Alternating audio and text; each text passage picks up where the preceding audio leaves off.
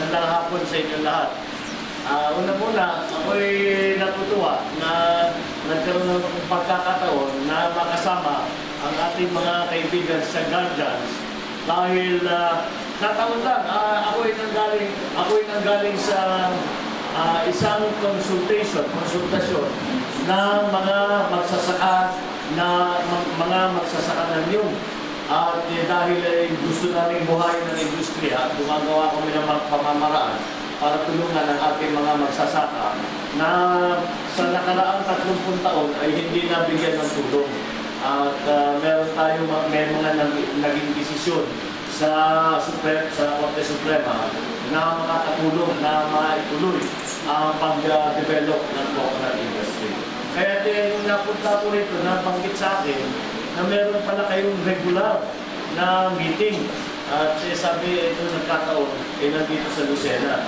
Kaya nagpakapal na lang ako ng mukha. Sinabi ko, hindi, kung pwede kong pumunta, ay basically inimbita ko siya sa sarili ko na mapagkali makasama kayo lahat.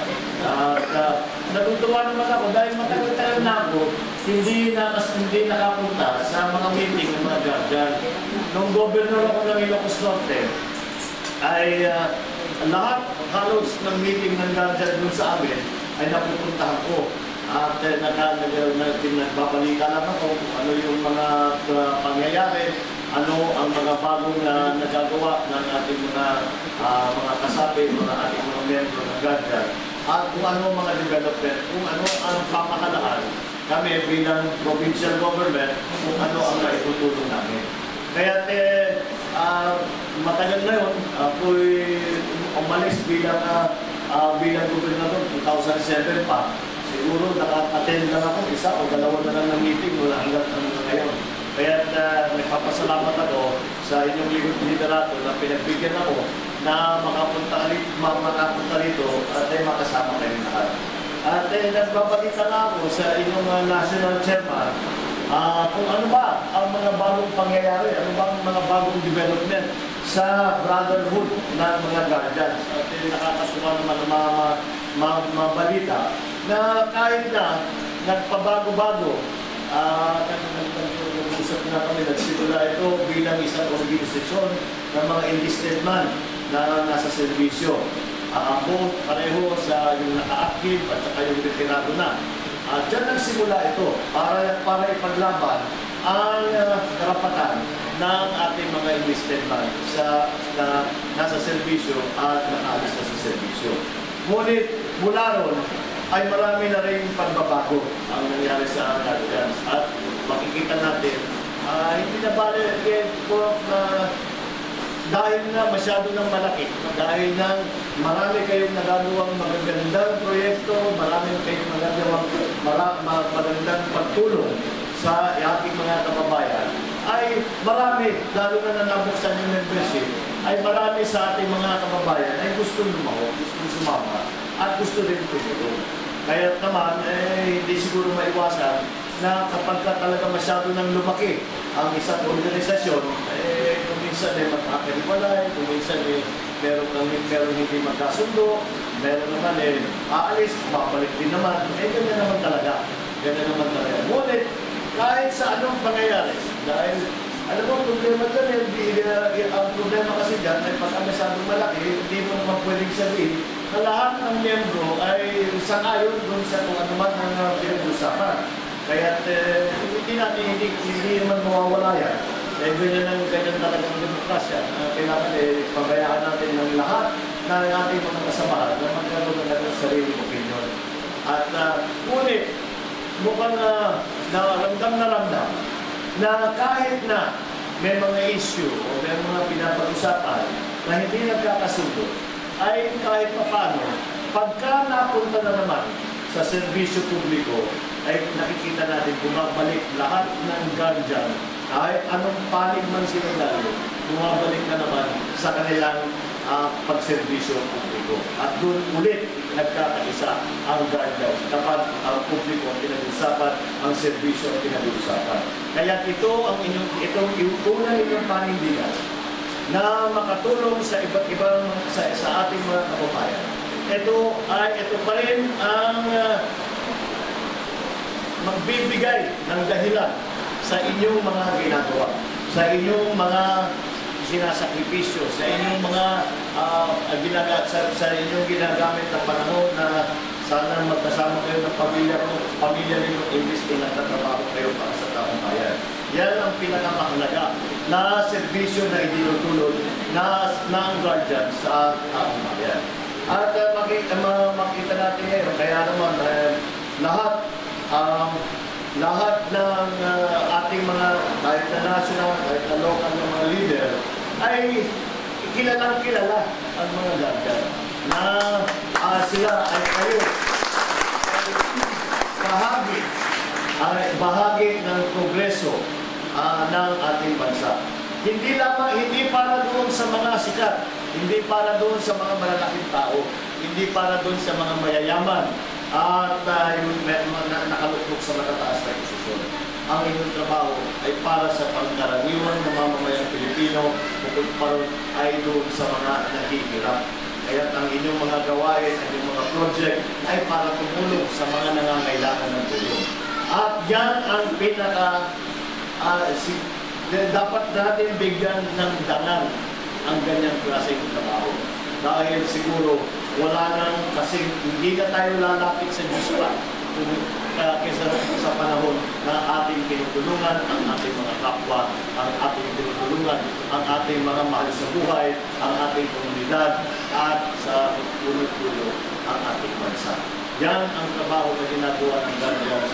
Yan ay hindi ako makikihalo doon sa mga issue ninyo dahil ay nasa sa inyo yan. Ngunit, kailangan ko pa rin paulit-ulit na kilalanin ang inyong ginagawa sa pagtulong sa taong bayan.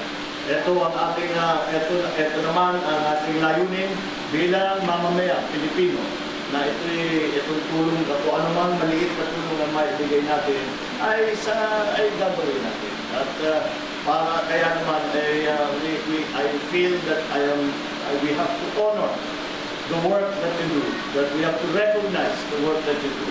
Dahil dapat malaman ng tao, dapat malaman at maalala din natin sa sarili natin na kung bakit tayo nagsasakripisyo, kung bakit natin binibigyan ng pansin ang hindi halos mga hindi man natin kilala, hindi man natin kapitbahay, hindi naman natin kamag-anak. Ngunit nakikita lang natin nangangailangan ng tulong, meron naman tayong kakayahan ng mga tulong kahit paano, at yan ang inyong ginagawa. Kaya andito lamang ako para magbalita sa inyo kung ano ba ang mga inyong pinaplano, ano ba ang maitutulong ng inyong abang lingkod, ang inyong senador, para maging mas maramdaman ang inyong kagandahan loob ng ating mga mamamayan. At I have to congratulate you for continuing the works dahil na-establish itong guardians. Mga 40 years ako na ito. Magpo-40 years na yung guardians. 1984. So 76. Oh, 76 na wala ko narinig ng guardians. 1976 na. Kaya't mabuti naman, nakakatuwa, nakakapalong puso na makita ko na sa tagal ng panahon ay hindi nyo pinakalimutan ang inyong pagsasama.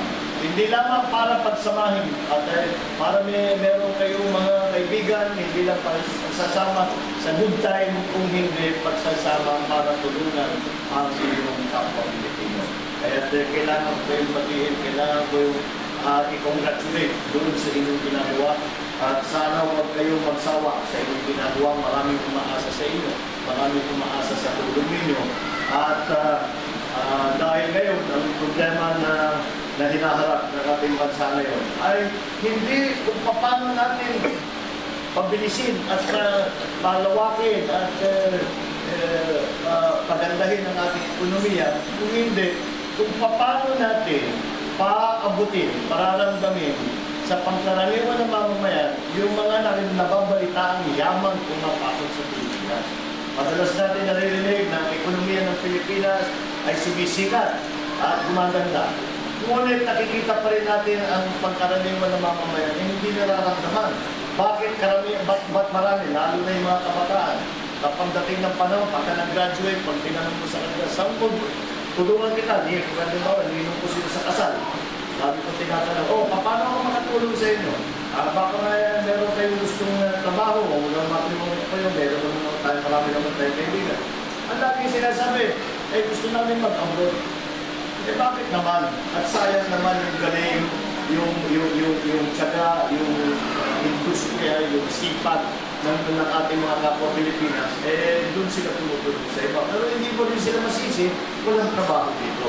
Kaya pinagtatakahan ng marami na kung ganun kaganda ang takbo ng ekonomiya ng Pilipinas, kung ganun karami ang nagiging yaman, ang lumalaki ng yaman sa Pilipinas, bakit hindi nararamdaman ng taong bayan? Bakit wala pa tayo, kulang pa tayo sa trabaho? Bakit meron pang dito? Kaya hindi maaaring itigil ang ating mga ginagawa na magserbisyo sa publiko. Itong lahat, yung mga tanong na yan, ay sinusubukan namin bilang senador, bilang mga elected officials, ginagawa na sinusubukan namin makunawaan para ayusin ang problema na yan. Na kung ano man ang yaman na pumapasok sa Pilipinas ay bumaba naman. At ang mga nangangailangan ay hindi naman yung nasa taas kung hindi yung nasa ilalim. Kaya yung inyong trabaho ay isang bahagi diyan na nagdadala ng biyaya na nakukuha ng Pilipinas ay hindi naman pinababayaan sa mga nasa taas kung hindi dinadala rin sa pangkaraniwan ng mamamayan, sa mga mahihirap, sa mga nangangailangan. Kaya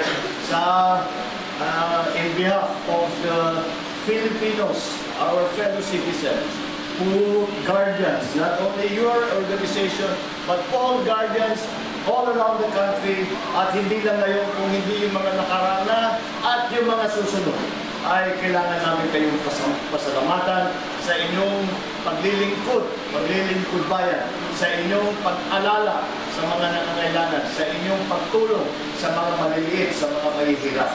Sana nga, huwag kayong magsawa, huwag kayong kakalimutan yung prinsipyo kung bakit binuo ang Guardians. At ito'y pagpatuloy at ito naman, ito'y inaasahan ng inyong mga kababayan. Ito ay malaking tulong na nararamdaman ng inyong kababayan. So congratulations and keep up the good work.